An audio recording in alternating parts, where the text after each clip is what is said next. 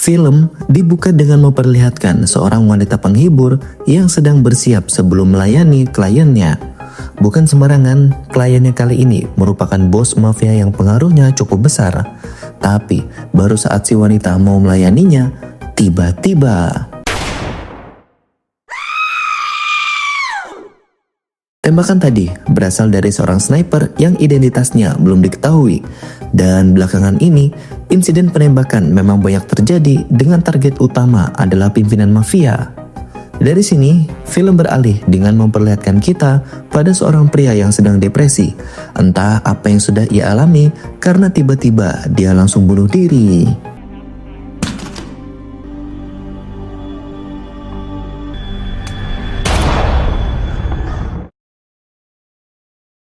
Pada keesokan harinya, pemakaman pria itu dilakukan. Dari tamu yang datang, diketahui pria yang semalam bundir adalah mantan marinir. Ia telah mengalami gejala PTSD sejak 1 tahun terakhir. Nah, di momen inilah kita mulai diperkenalkan pada tokoh utama dalam film ini. Ia adalah Brandon dan yang tadi dimakamkan adalah mantan komandannya.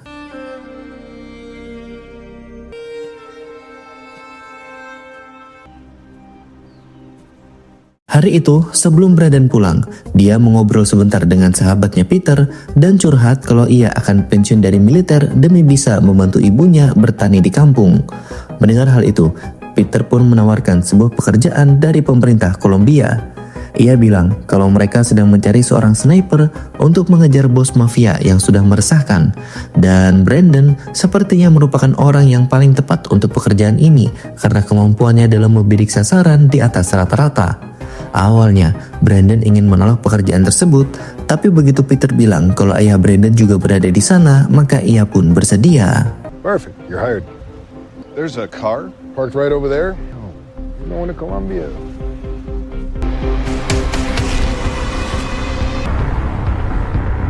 Singkat cerita, Brandon akhirnya tiba di Kolombia. Di sana ia disambut oleh beberapa petinggi kepolisian dan juga militer. Awalnya, tak ada yang menarik perhatian Brandon sampai ketika ia mendapati ayahnya juga bergabung dalam misi ini. Sekedar info, ayah Brandon adalah mantan perwira tinggi marinir tapi pensiun dini dan bercerai dengan istrinya secara baik-baik. Jadi pertemuan mereka kali ini bisa dianggap sebagai reuni. I bet you thought you'd never see me again, huh? Well, one never knows with you. Welcome to South America. Tak membuang waktu lama, para pimpinan pasukan segera mengadakan rapat untuk menjalankan misi. Jadi, target yang mereka incar adalah seorang pimpinan kartel bernama Morales. Sudah 10 tahun terakhir, ia menjadi buron, tapi hingga detik ini, sosoknya tak kunjung berhasil ditangkap. Nama Morales sendiri kembali viral setelah 3 bulan belakangan ia menunjukkan eksistensinya. Beberapa pesaing bisnisnya ditemukan tewas akibat dibunuh oleh sniper yang diduga memang sengaja disewa oleh Morales. Now that was Morales' worst rival. Did the round pass through any walls? Just the window. Due respect, fancy way saying you want us to babysit. Di tengah rapat, seorang kapten militer bernama Kate tiba-tiba muncul dan mengubah rencana penyergapan. Menurut info yang ia terima, Morales sedang berada di sebuah rumah aman yang letaknya ada di tengah hutan. Rencananya, penyergapan akan dimajukan jadi esok hari, dan di titik inilah para pimpinan lain mulai tidak sepakat. Gaya arogan dan tegas dari Kate seolah-olah tidak menghargai pendapat orang lain yang juga memiliki kualifikasi yang sama. Bahkan saking arogannya, Kate sendiri sempat mempertanyakan kemampuan Brandon dalam menembak sniper. They say you're the best. Is that true? Are you enough? That's why they sent me. Study up and get some rest. Big day tomorrow. Pada keesokan harinya, misi penyergapan Morales akhirnya dilakukan. Brandon ditugaskan untuk mencari posisi sniper Morales yang kemungkinan siaga di sana. Sementara itu, Kate dan anggotanya akan mendekat ke lokasi rumah.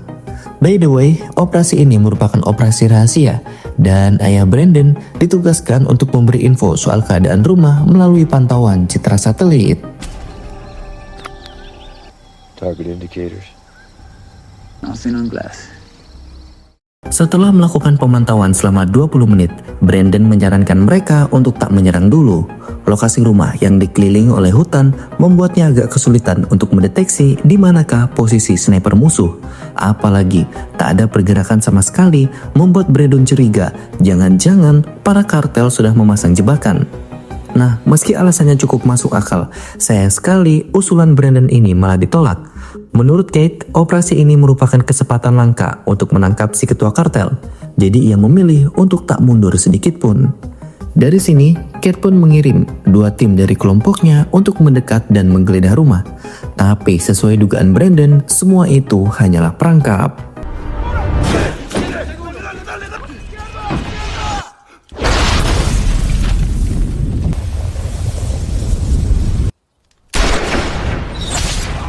Begitu ledakan terjadi, barulah sniper musuh melancarkan serangan. Di lain sisi, Brandon yang dari tadi mengaktifkan mode mata elang pada akhirnya bisa menemukan posisi sniper musuh. Tapi sayang, pada akhirnya ia gagal untuk membunuhnya. Distance 700 and...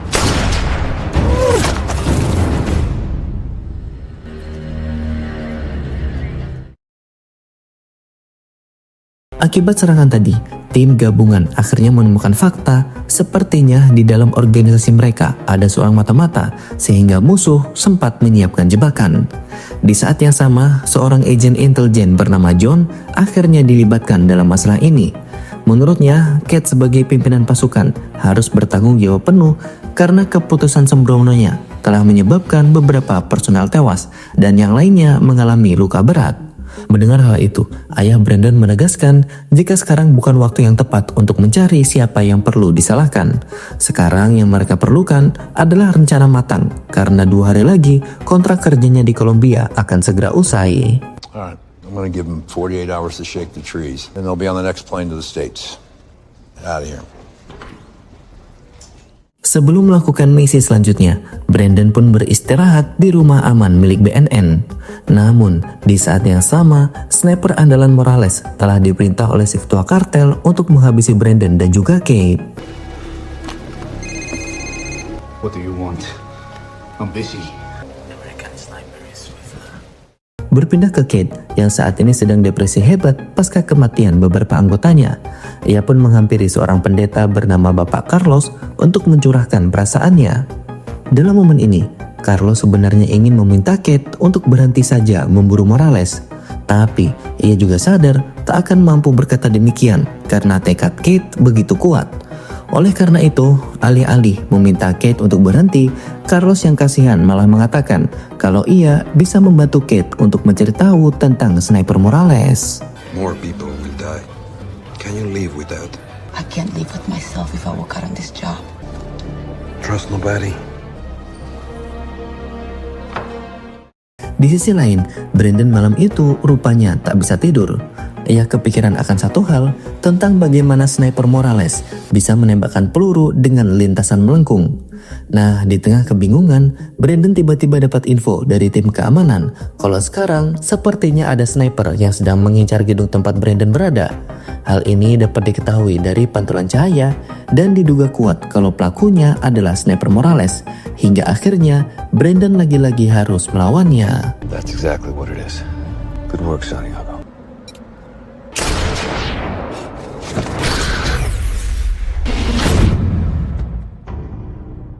Dalam pertempuran ini, Brandon sebenarnya tak ingin melawan sniper Morales sebab ia hanya ingin membuktikan temuannya soal si sniper yang bisa membelokkan peluru. Singkat cerita, tim keamanan pun menemukan peluru dari sniper Morales dan setelah dikonsultasikan dengan banyak ahli, barulah diketahui jika sniper Morales telah menggunakan peluru yang tergolong sangat langka karena mampu membelokkan lintasan. Dan fakta menariknya adalah peluru itu hanya digunakan oleh pasukan elit kepolisian, yang artinya kelompok Morales pasti punya orang dalam di sana. He was shot at me last night. Allow me to state the obvious and bust some balls, but Morales has it. We may be looking at an internal security. Okay, I'm on it. Dari sini, kita berpindah sebentar ke kehidupan Morales yang merupakan seorang pimpinan kartel. Sebagai DPO yang paling dicari, Morales selalu mengajarkan anak buahnya untuk tidak gentar terhadap apapun, termasuk ketika mereka berada di bawah todongan senjata. Inilah alasan mengapa Morales selalu berani menghadapi musuhnya, termasuk saat diincar oleh kepolisian.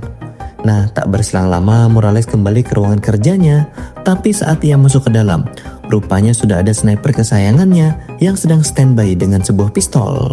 Listen, next time you drop by, ask first, alright?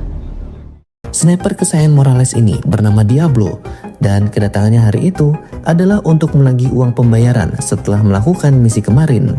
Mendengar hal itu, Morales langsung menolak untuk membayar karena target yang ia minta, aka si Brandon, diketahui masih hidup. That Marine scout sniper is still alive. You were paid to kill him. You're not needed anymore. Berpindah ke Kate dan juga Brandon yang pada hari itu sedang dalam perjalanan menuju markas. Tapi tak berselang lama, Kate tiba-tiba dihubungi oleh Carlos yang menemukan info penting soal posisi dari pacar Diablo. Di akhir pembicaraan, Carlos berpesan kalau Kate harus berhati-hati karena anak buah Morales menjaga rumah itu dengan sangat ketat. Nah, di tengah perbincangan, tiba-tiba mobil mereka ditabrak oleh sebuah truk dan hal ini merupakan ulah dari anak buah Morales.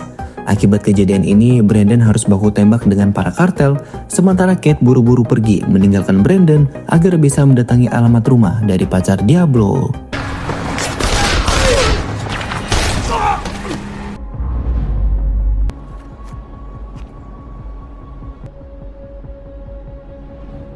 Singkat cerita, Kate berhasil menemukan kediaman dari pacar Diablo.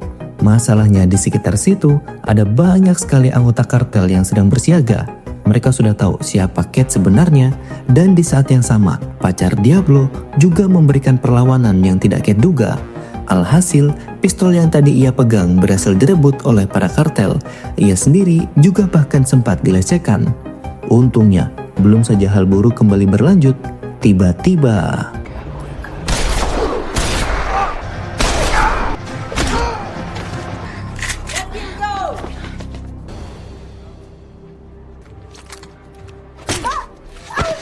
I'm done playing games with you. setelah anggota kartel berhasil mereka habisi, barulah Kate dan juga Brandon bisa mencari informasi soal Diablo dari pacarnya. Kebetulan ia menggunakan sebuah kalung yang berisi foto dirinya bersama dengan sang sniper. Jadi sekarang mereka akhirnya bisa melacak siapakah identitas asli dari sniper yang mereka cari selama ini. Yeah, we just got it. Someone has our talk. We were ambushed on the way. Temuan Kate dan juga Brandon benar-benar sangat berharga. Masalahnya sampai detik ini mereka belum juga menemukan siapakah mata-mata Morales di dalam kepolisian. Oleh karena itu ayah Brandon pun menyarankan agar mereka melakukan operasi senyap saja. Dari sini Kate pun mendatangi Carlos untuk mencari tahu siapakah orang-orang dekat Morales. Kebetulan pendeta ini pernah tumbuh di lingkungan yang sama, jadi ia paham betul siapa saja orang-orang yang layak Kate incar. Dan tak lama kemudian, orang-orang dekat Morales benar-benar mereka bantai, mulai dari seorang bankir sampai dengan sekretaris pribadi. Morales' banker found dead in his death. Miguel Kemper, the torturer. If this is Target down. Kematian orang-orang dekatnya membuat Morales tak bisa tinggal diam. Ia pun langsung mendatangi Diablo dan menyewa jasanya kembali untuk balas dendam. Dari sini, Diablo pun langsung bergerak untuk mencari tahu siapakah informan yang telah membocorkan identitas dan juga lokasi dari orang-orang dekat Morales. Singkat cerita, setelah membayar gangster lokal, akhirnya Diablo mengetahui jika informan yang dimaksud adalah Carlo.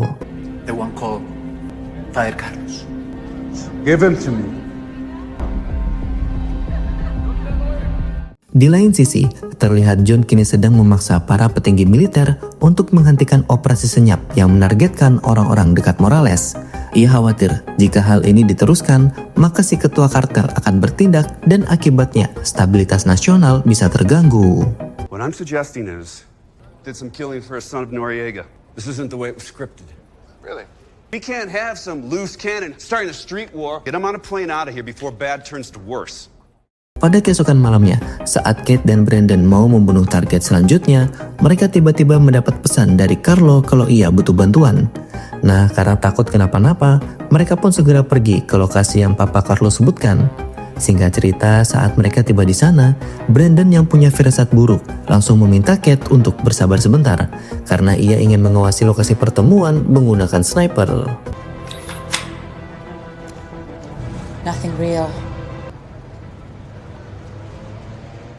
Sekilas memang tak ada yang tampak mencurigakan, tapi begitu mereka akan pergi, tiba-tiba sebuah truk datang dan ternyata itu adalah para mafia yang mau menggantung Carlos di atas pohon. Awalnya, Kate ingin segera merapat, tapi buru-buru Brandon langsung mencegahnya. Ia yakin kalau semua ini adalah pancingan, sementara di sisi lain sniper musuh bisa saja sudah standby. Sebagai gantinya, Brandon akan memutus tali Carlo menggunakan senjatanya, meskipun hal ini sama saja dengan membocorkan lokasinya kepada musuh.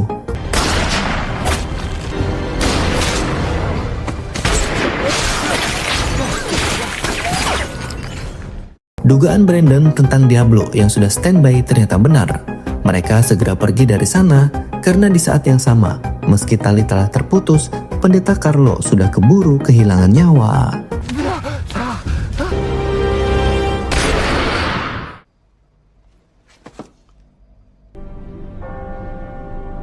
Pada keesokan harinya, kematian pendeta Carlo membuat orang banyak berduka. Mereka kompak mengantarkan Carlo ke tempat peristirahatannya, termasuk diantaranya adalah beberapa mafia yang merupakan anak buah Morales. Brandon sendiri, yang memang hadir di lokasi, malah tak sengaja sempat eye contact dengan salah satu anggota Morales yang pernah ia temui. Makanya sekarang dengan cepat, ia pun mengejarnya.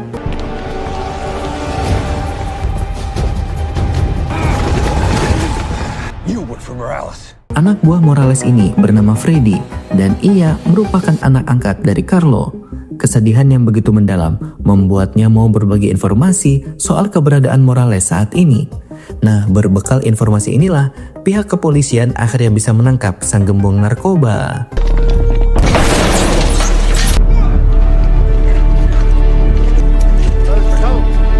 Besides you, who does El Diablo work for? Meski operasi ini dilaksanakan di Kolombia, rencananya Morales akan dibawa ke Amerika sesuai dengan Undang-Undang Pemberantasan Narkotika. Rencananya, ia akan didakwa di sana dengan tuntutan yang cukup berat. Tentu saja, sebagai gembongnya mafia, Morales punya anak buah yang sangat setia, termasuk Diablo yang kini terlihat sudah memasuki wilayah Amerika menggunakan identitas palsu. Welcome to Miami, Mr. Garcia. Thank you. No problem in immigration. 1 minggu kemudian, rencana pemindahan Morales akhirnya dilakukan. Di sini, salah satu petinggi Garda Nasional Amerika kini menyambut mereka untuk membahas detail pemindahan Morales. Bagaimana detail rencananya memang kita tidak diperlihatkan, tapi di akhir obrolan, Kepala Garda Nasional itu sempat memberikan Brandon sebuah munisi khusus, di mana apabila munisi itu ditembakkan, maka ia akan meledak di dekat targetnya. Naval Research Lab. What's it do? Bullet talks to target. Target talks to God. Singkat cerita, saat waktu transfer tahanan sudah tiba, Morales akhirnya dibawa oleh tim keamanan menggunakan sebuah mobil berwarna hitam. Di lain sisi, Brandon dan juga John kini sudah tiba di lokasi lain. Mereka diminta akan mengawasi pergerakan rombongan melalui atap dari gedung tinggi. Sekilas, tak ada yang aneh sampai titik ini. Tapi, begitu Brandon memberitahu jika di tengah jalan nanti Morales akan dipindahkan ke mobil home care, John malah tersinggung dan bilang seperti ini. Nice. Smart play, but a little heads up next time would be better. Rolling Thunder. Go.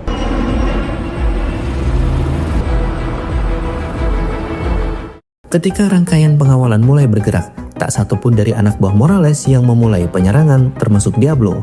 Sepertinya mereka sudah tahu tentang siasat dari aparat, makanya begitu ada mobil home care yang lewat, barulah mereka beraksi.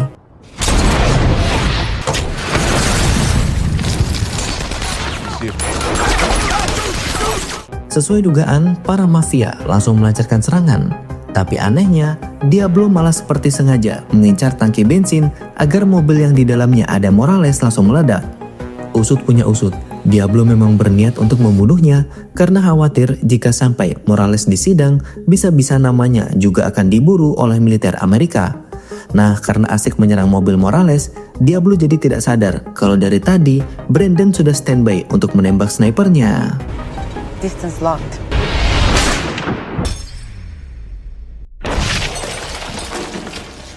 Assume position clear.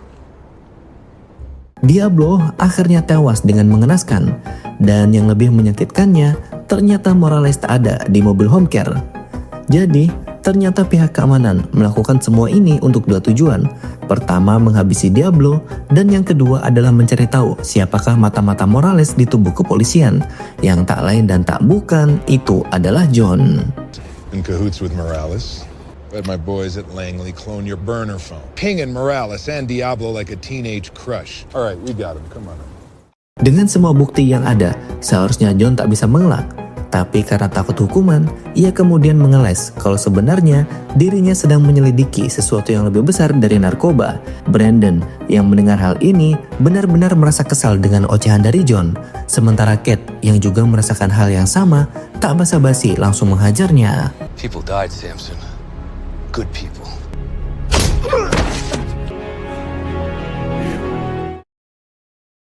Penahanan Morales, kematian Diablo, serta penangkapan John merupakan sebuah prestasi yang besar bagi tim ini. Kepala Garda Nasional lantas memberikan apresiasi kepada semua orang dan juga hadiah berupa voucher makan gratis di dapur MBG. Tamat, film pun akhirnya selesai. Terima kasih buat kalian yang sudah menonton video ini sampai akhir. Mimin benar-benar minta maaf jika ada salah kata dan salah ucap. Sampai jumpa di video berikutnya dan salam barbarian.